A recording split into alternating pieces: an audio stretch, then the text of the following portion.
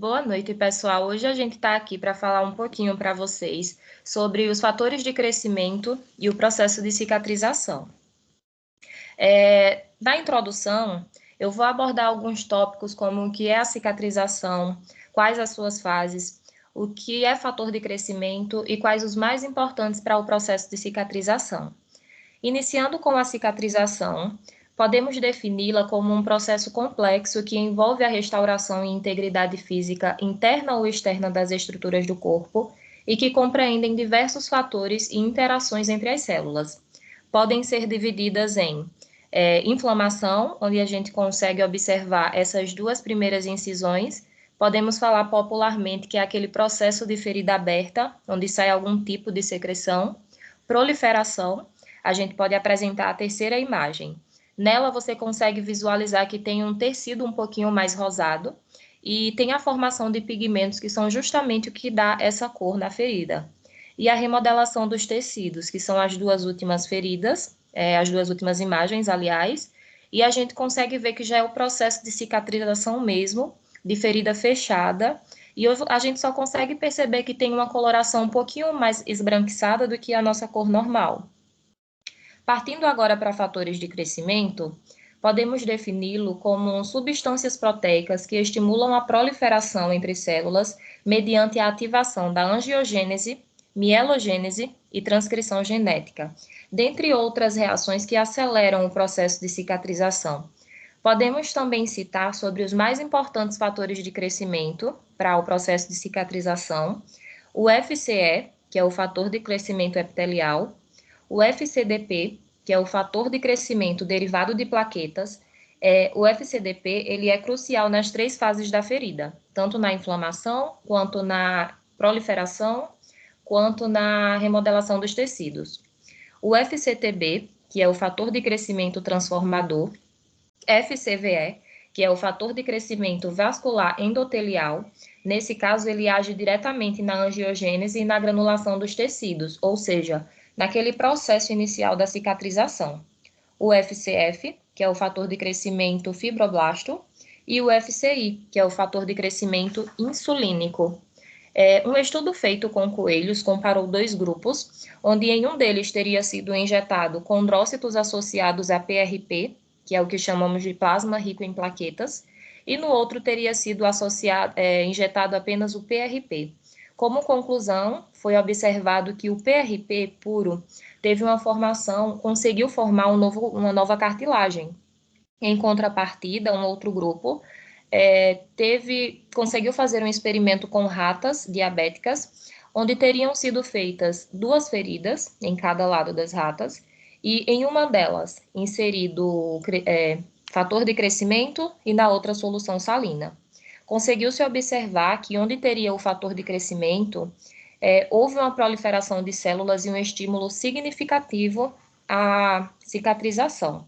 Basicamente, o objetivo desse trabalho foi avaliar a influência dos fatores de crescimento no processo cicatricial, mediante a evolução micro e macroscópica. Agora, para explicar um pouquinho mais a vocês sobre esse procedimento, tá? Esse experimento que foi feito com as ratas, eu passo a vez agora para a Ilane, que vai conseguir detalhar um pouquinho mais. Pode falar, Ilane.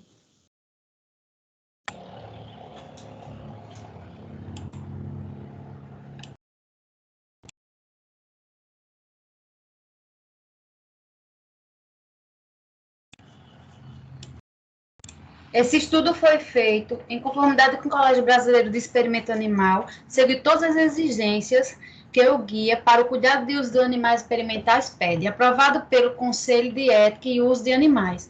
O experimento foi realizado entre julho de 2012 a julho de 2015. O animal utilizado foi rato, num total de 45 ratas com idade entre 115 e 130 dias e entre 200 gramas e 253 gramas. Esse total de animais foi dividido em três grupos, grupo 1, 2 e 3, né, com o objetivo de avaliar o processo de cicatrização em diferentes fases.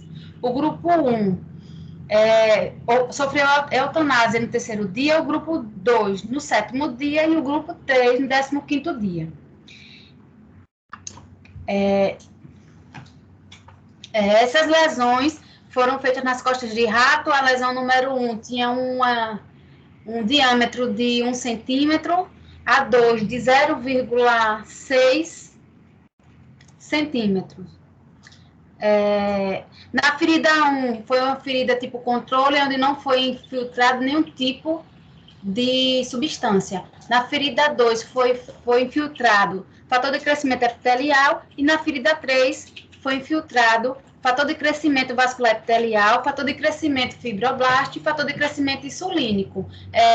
Essa última ferida é chamada de fator de crescimento misto, porque são uma mistura de vários tipos de fator de crescimento. Essa infiltração ocorreu em 4 pontos da lesão, onde na abertura da lesão foi considerada como hora zero, ela foi infiltrada com 0,5 ml da substância.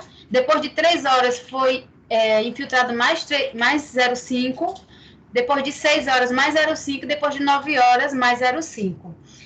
Depois da morte do animal foi feito um retalho cutâneo aponeurótico, para avaliação.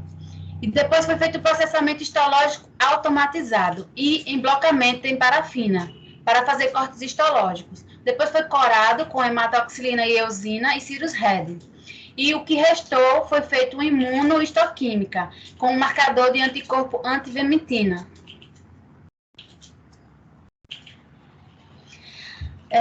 A hematoxilina e a eosina, ela justamente vem para mostrar a quantidade de neutrófilo, de linfócito, plasmócito, capilares neoformados, fibroblasto e proliferação em fibra depositados.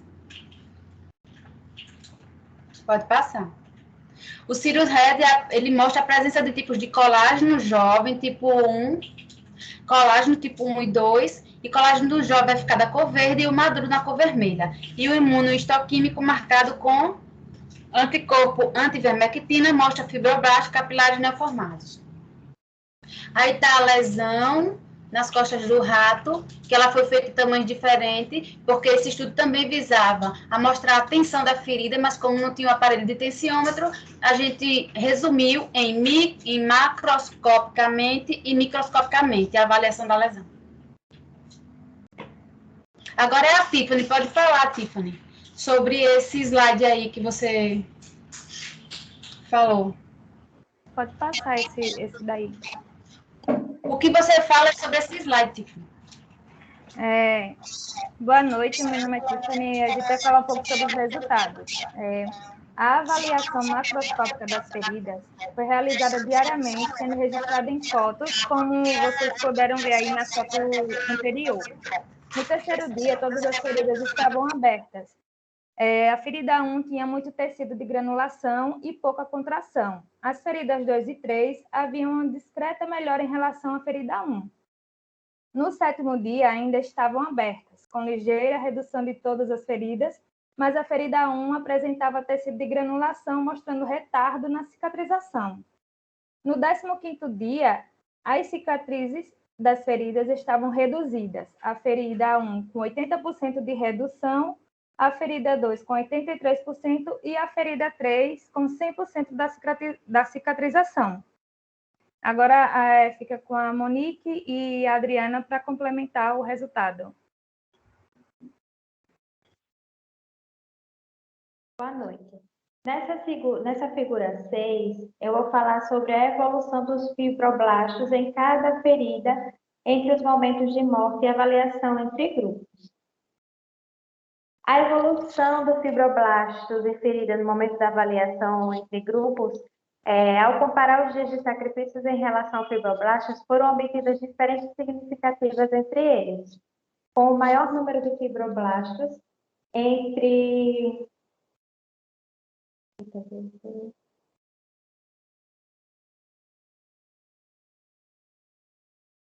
eles para F2 e F3. Ao comparar os dias de morte de 2 a 2, observam-se diferenças entre 3 e o 7, o terceiro e o sétimo dia, que apareceram maior número de fibroblastos.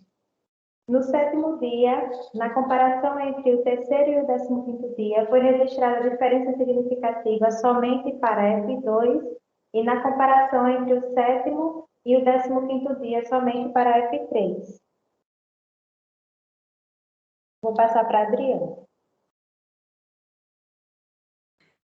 Na microscopia, nos 3 momentos do experimento, não encontraram diferenças significativas nessas feridas e, comparando elas em seus dias de morte, observou-se resultados favoráveis nos epiteliais e mistas, com a maior número de fibroblastos, que sintetizam as fibras dos tecidos, angiogênese, que migra as células endoteliais e forma os capilares, e o colágeno tipo 1, que promove a hidratação da pele e a elasticidade.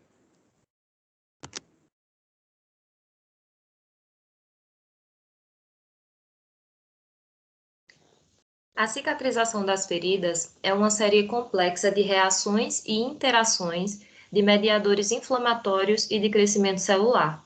Muitos fatores afetam o processo de cicatrização e existe grande variedade de porções comerciais que pretendem neutralizar interferências negativas ou estimular o processo cicatricial. A Elane agora ela vai explicar um pouquinho para você das imagens que a gente vai apresentar.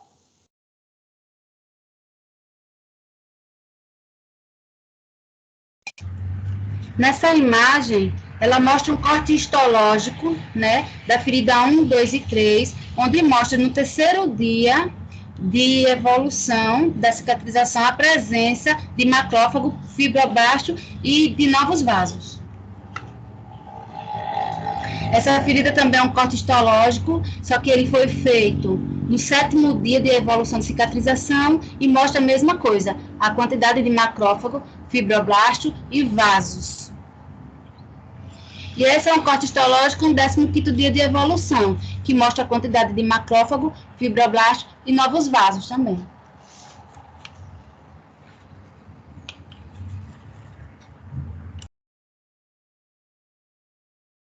A inter-relação entre a nutrição e o processo de cicatrização da ferida age em conjunto com o sistema imune e a função imunomoduladora. Neste trabalho, foi analisado o processo de cicatrização dos aspectos macro e microscópicos e a influência de fatores de crescimento no processo cicatricial. No início do processo de cicatrização, a migração de neutrófilos estimulados pelas plaquetas. Após os macrófagos contribuem para a angiogênese e para a fibroplasia, como ocorreu neste estudo, no qual as feridas com infiltração de FCE e FM apresentam maior quantidade de neutrófilos.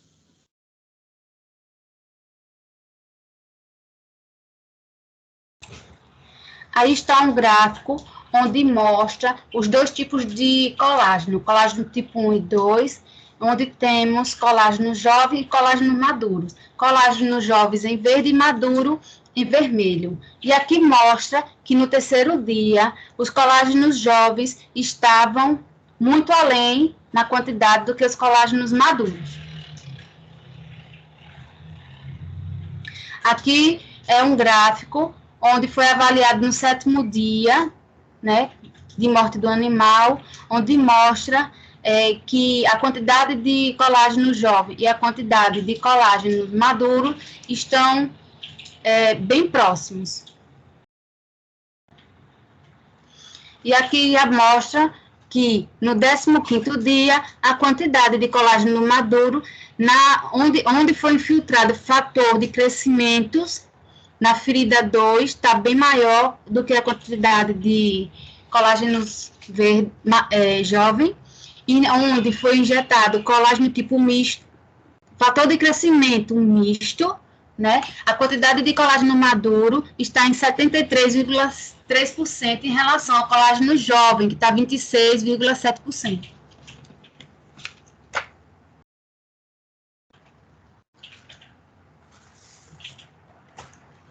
A análise desses resultados pode ser feita microscopicamente e também por olho nu.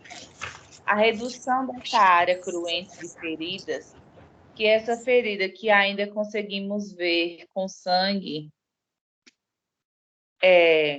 que que permite concluir os fatores do crescimento, tanto epitelial como mista, injetados nas bordas das feridas cutâneas. Comparado a essas feridas, o processo de cicatrização é maior, porque desenvolve maior atividade angiogênica, formação de novos vasos sanguíneos a partir de vasos capilares, acelerando a produção de colágeno tipo 1, além da maturação do processo de cicatrização, que é muito importante nessa fase final. Que essa fase final, ela se inicia após 21 dias de lesão, podendo durar até 1 ano. Pronto, pessoal, isso foi um pouquinho do que a gente entendeu e leu sobre o artigo, tá? E espero que hoje a gente tenha conseguido agregar conhecimento para vocês. Boa noite. Boa noite.